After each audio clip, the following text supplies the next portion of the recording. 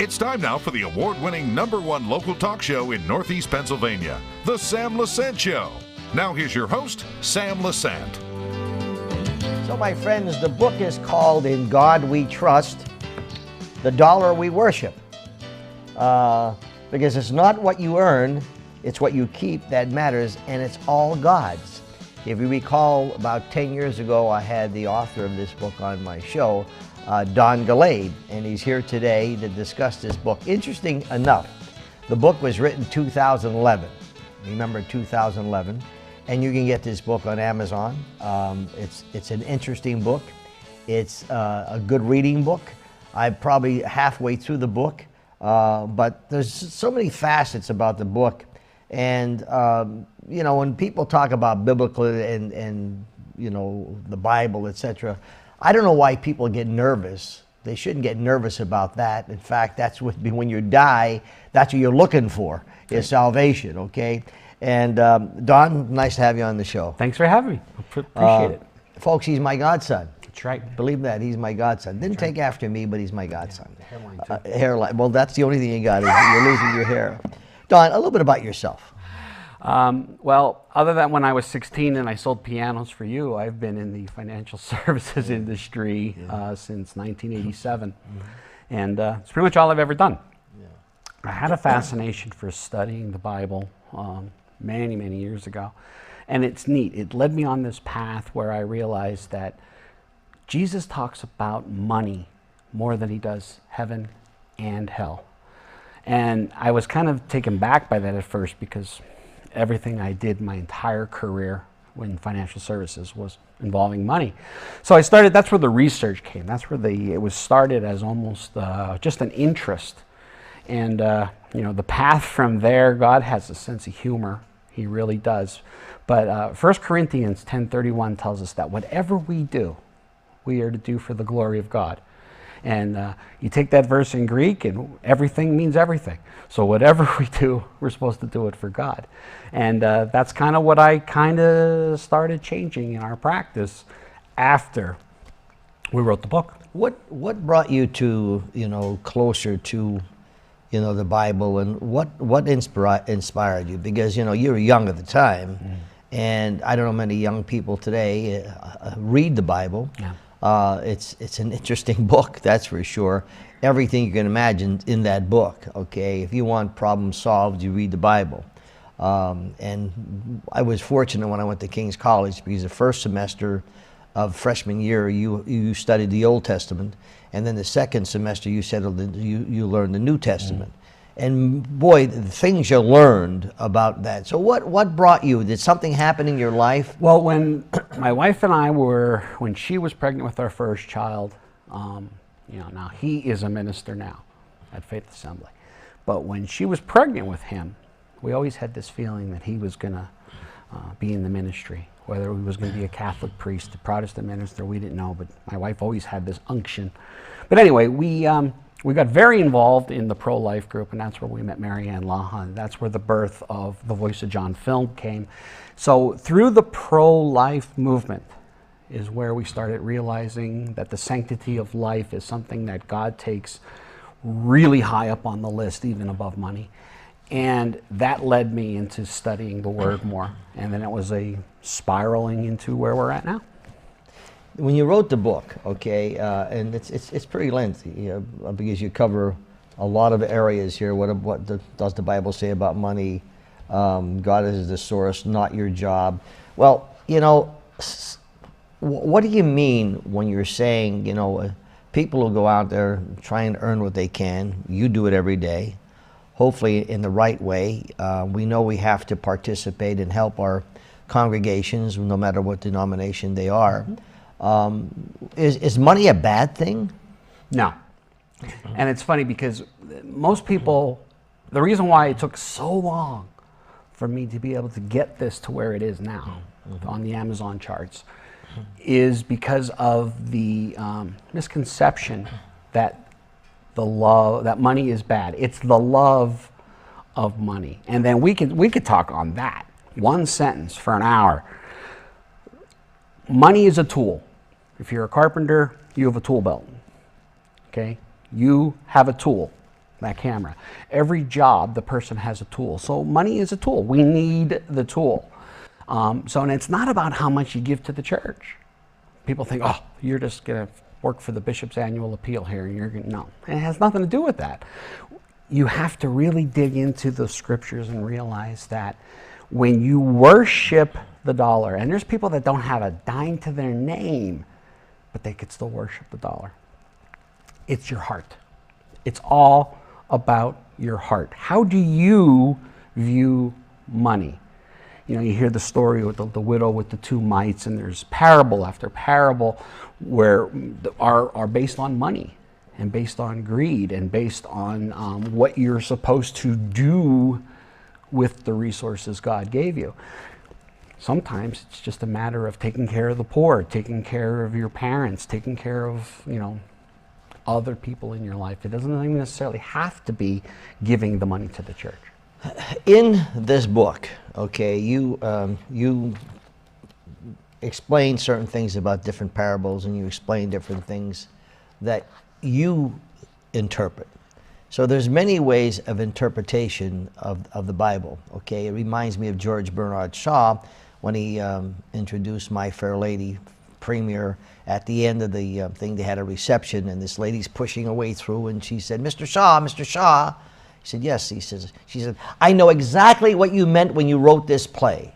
And he said, what did I mean? And she proceeded to tell him what he meant when he wrote that play. And he said something I think was fantastic. He says, ma'am, if that's what you got out of my play, that's what I meant. Yeah. So the interpretation, Don, okay, maybe my interpretation may be different years. Where's that middle ground? I'm so glad you asked that. Because the fourth book that I'm working on, because we didn't talk about the others, but the fourth one that I'm working on right now is on that topic. When we look at something, a scripture, the first thing we have to think of is, okay, who wrote it? Who is it written to? All right, and it's funny because the word interpretation, I think so many people have used, well, I interpret that verse this way, so I'm just going to go with that. Well, when you take a verse and you go back to the original language it was written in, most of it is Greek in the New Testament. For example, Jesus talks about love. Well, there's more than one verb for the word love in Greek, and it means different things in different scriptures. So when you have a tool that allows you to convert the words in that verse back to their original language, sometimes they leap off the page and there's no other thing that they could mean other than those definitions. And it's exciting. That's what makes reading the Bible one thing, but studying the Bible something else. And that's what makes it fun when you start to dig in and go, holy cow, pardon the pun, I didn't realize that those words meant such and such. And you might have read that scripture 100 times. What inspires you? You know, when your feet hit the floor every morning, and you're healthy, and your children are thriving, and your marriage is thriving, and you've got, you know, the lights are on, and the bills are paid, you know, you have no choice but to say, by the grace of God, those things exist. Don, we went through a very terrible pandemic and bad year, and so many emotions and depressions, etc. And people are troubled, they're confused. You know, are we in charge of our own lives anymore, or is the government going to run us? We saw a lot of terrible things happen in the last year and a half, and hopefully it'll end, and hopefully we'll take our lives back again. Okay, it really was scary. So with that trouble that people have, some people turn to different things. Some people turn to drugs, some people turn to alcohol, and some people turn to God. Right. I'm thinking, from what I've seen in the last year in interviewing the number of people, those people who hesitantly turned to God came out a little better. you know, you could find a scripture for any question you have, but Jesus is very clear when he says that he wants us to not be lukewarm. Because sometimes you can be all in, and sometimes you could just only pray when you've got a crisis. Yeah. And we all do that. Yeah. All right? I'm preaching to me here, okay? Yeah. We all do that. So he wants us to be all in. So when you're all in, you know, does he care about you getting the bills paid? Yeah. Does he care about healing your baby? Yeah. Are bad things going to happen in this world that are out of our control? Yeah. But he didn't cause those. See, people think differently, Don. Yeah. Why did God do this? If there is a God, a loving God, why is my son or my daughter or my cousin or my aunt or my friend have cancer, dying, or and they blame God for that. Even good people that go their churches, whether they're Catholic, Protestant, Jewish, or whatever, okay? And that's always, I'm mad at God, you hear? Absolutely, yeah. I'm mad at God. I've been there. My sister died very young. I mean, she was older than me, but she died young. And this is what started having me dig into those exact same questions. And here's what I found. We live in a fallen world, all right? God only has one promise that means the most out of the entire Bible, if I could sum it up, is he wants you in heaven with him for eternity. So we get caught up in our earthly existence, and we're not healed on earth, and we don't have any money on earth, and you know what? And not to sound coming out the wrong way, but God cares about us being there more than he cares about us being here. This is boot camp. All right? So yeah, those things are horrible, and I'm not minimizing any suffering somebody goes through, but God didn't cause it. It's interesting because we as humans, are well advanced in technology and whatever, but then when you hear God knows every hair in your head, he knows everything, and it's hard for us to imagine. And I remember having a conversation with my good friend Father Jack Ryan, who was the president of King's College, a good friend of mine. And I was delivering a talk, and I had lunch with him around Holy Week. And I said, Father, when you look at a stadium and there's 100,000 people at the stadium, and you think, how does God know about every one of these people and every hair in their head? It's so hard to imagine that. He said, well, the only way I could present it to you is this. Look at when you're walking the sidewalk and you see ants on the sidewalk. Yeah. What do they know about nuclear fission or nuclear energy?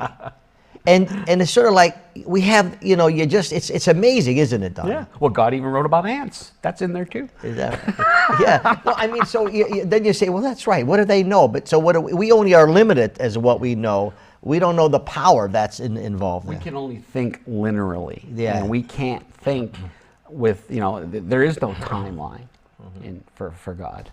And it's fun. It's so much fun. When you really, really dig in, it becomes so much fun. Folks, the name of the book is In God We Trust, The Dollar We Worship. And it's the #1 bestseller in America, Australia, Netherlands, Japan, and a lot of other places. When we come back, we're going to talk about, we wrote the book in 2011. What did he say in the book and what happened? It's interesting. Stay with us.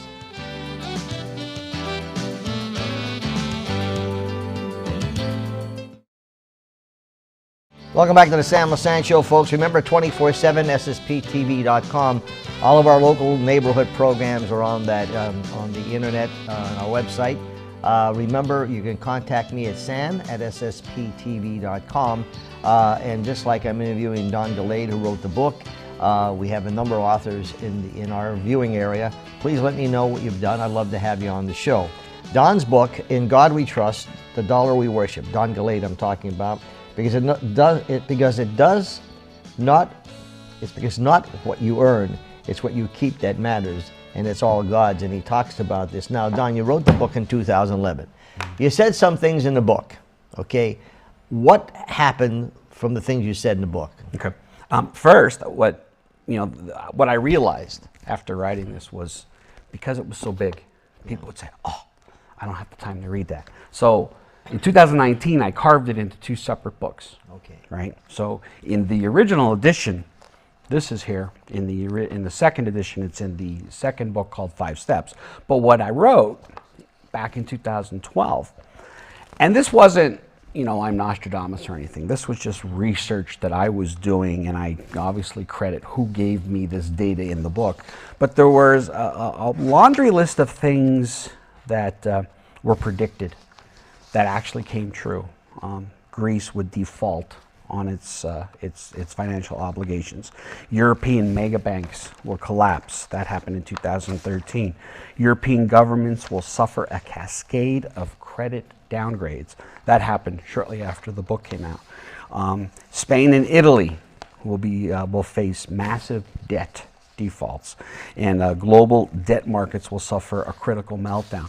And part of being a financial advisor is, so to speak, as reading the tea leaves. None of us know what's going to happen, but there's signs. And ironically, that's what God says too. There's going to be things that are going to happen, and if you know how to read the tea leaves, I say that teasingly, that you can predict some seasons that we're going to go through, and all of that data that I researched then transpired. Today, since the pandemic and the churches were closed, and people turn to television or the internet for mass or services, and we are still doing that and getting a tremendous reaction to it, Don, as far as going to church via TV.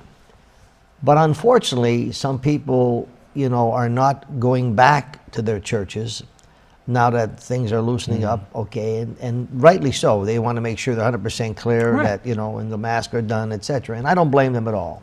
But there are some people, even before this happened, that did not believe in going to the worship. Everything was good. They have SUVs, they have a good home, they have a good life. Who needs God? They're worshiping the dollar. That's exactly what they're doing, okay? Right. So how do you, and I remember having a discussion with Bishop Timlin and how these people, who are doing so well, they're making a lot of money, who needs to tell their kids, have their kids pray, learn about God, learn about what you should be doing. I mean, they got it made, they're, whatever. Bishop Timlin says, that's all well and good, Sammy, until you hit the bump in the road. Jesus said he didn't come for those who are already righteous. Okay, the sick person is the one who needs the doctor. Now, I'm not going to wag my finger at any person's situation, because that's between them and their maker. Yeah. But I could just tell you from a heart issue, I've seen miracles in my family. I've seen healings of things doctors in my family said, that person's not going to be healed, and they were. I've seen things, financial breakthroughs for people that mathematically it shouldn't happen. Okay, so God answers prayer, but he cares about one thing. Do you believe he will do it? Crying out when you're, on your knees in the middle of a crisis, we've all done that. But do you really, really, really believe God's going to answer that prayer? Because that's what he cares about. Mm-hmm. And what you said about the church and going to church, and people have, the gospel is hitting places it never was allowed before. Because of the pandemic. And guess what? Jesus says, in the end, we will hear, I'm paraphrasing, of course, in the end, the gospel will be preached. Mm-hmm. And then the end comes. So God didn't cause the pandemic, but he can use the pandemic for his good. We often talk about change of hearts, harden not your heart. And there are sometimes, we all make mistakes. Absolutely. Throughout the life, we go back and say, why did I do this? Why did I say this about, and some people, my wife told me something yesterday about the tongue. The tongue has no bones, but it's the sharpest thing that can break people's hearts. And that's interesting, So, it's sometimes it's very difficult because you've made the mistakes, and I've done them, and you say, why did I do this, etc., etc. What do you tell people that are having a tough time like that? Christ died for all of us, and this is the hard part to get your head around. He died long before we were born for sins that we committed after he died. Okay? So his forgiveness is for anything you've done, said, period, the end, except for blaspheming the Holy Spirit. Anything is forgivable. Okay? So we condemn ourselves. We allow the enemy into our head and say, I know what you did last night, instead of saying, yeah, I screwed up, but Jesus got this. He covered it with the blood. It's done. It's interesting. Folks, I'm talking to Don Galade, #1 bestseller in America, Australia, Netherlands, Japan, and other areas. In God We Trust, the dollar we worship. We'll be back right after this. Welcome back to the Sam LaSan Show, folks. If you just tuned in, you want to watch this show. We're talking to Don Galade. He wrote the book, In God We Trust, the Dollar We Worship. Now, in here are interesting articles. But Donald, you don't have to go through page 1 to the end. You go different areas. No. Now, how do I get this book? Well, first of all, if you go to my website, which is in thedollarweworship.com, that's the main website for the book. That'll lead you right to the Amazon link where you can purchase it. And you said you could read the book on email or Well, you can get what's called an ebook. Okay. Some people use the Kindles, or some people just like to all of that. And you can pick different chapters out. That's above my pay grade, you know. You click on it, you buy it. That's all I know. Yeah. But because sometimes, as I'm going through this book and I'm looking at the different areas here, you have God's will, our will, free will. Okay, financial bondage, living above your means, to save to invest, income planning, leaving a legacy. There's different things that you just go to that chapter with. We hear biblical responsible investing. What's that all about? Well, it's funny. This is where I say God has a sense of humor, because I wrote the book because I was enamored with the topic. Then God showed me, hey, I care about people's money, and here's how I can prove it. Biblical responsible investing means there are investments that you can buy. Stocks, bonds, mutual funds, exchange traded funds, doesn't matter what it is. Oh, by the way, this is not financial advice, full disclosure. Okay, so you could buy investments that don't take the funds you've given them and sow it into things that you don't approve of. For example, many pharmaceutical companies like Merck, Pfizer, Target, Walmart actually take their profits and they sow into abortifacients and the abortion industry. There are people like Nike, Intuit, Home Depot, Facebook, and Apple. They are also anti-life as far as what they choose to do with their profits. So they support abortion? Correct. And I can provide these statistics to anybody who wants to email me. I'll give you where I'm getting this data from. So it's not just about bashing any particular company. Then there's a host of the Amazons, AT&Ts, and the Alphabet, as it's called, with Google, that actually support pornography. So a lot of times people say, well, yeah, I got to make a buck. I get it. But there are investments out there that you could put your money in that don't support things that as a Christian would offend you. And I can easily show somebody how that works. Don't you think, I know we got a minute left, don't you think that people, knowing that, in their beliefs, some people could care less about if you... That's true. If you could kill as many kids as you can, like our current governor, where he kept Planned Parenthood, and he's using the excuse that it's women's health care. That's true. And when you see these aborted babies, as you know, we've done this show many times. So you would pray for a change of heart, wouldn't you? Yeah, that's absolutely it. Because this matters to some people, to a majority of people it doesn't. That's right. And that's okay. Yeah. And that's those are the things, because we're going on with our life, and what do we do? We have enough troubles in our life and turmoils, and now you're telling me this is providing an income. But I say pray for a change of hearts, because that's the only way. These board of directors or whatever, the president. But you could find the same returns. I understand, yeah. In things that don't support that. That feed babies and dig wells in Africa. Yeah. Well, yeah. Don, I got to compliment you. You've been doing a great job. Thank I'm you. looking. You got books out. He has other books, my friend. The fourth book, 5 Steps, Your Guide to Financial Health. Okay, and it takes some of the stuff in here, but I highly recommend you looking at the book. I wish you the best, your Thank family, you. etc. And we'll do part 2. I'm looking forward to it. Thank you so much. Don Galade, folks. The book is In God We Trust, the Dollar We Worship. Check it out. We'll see you next time.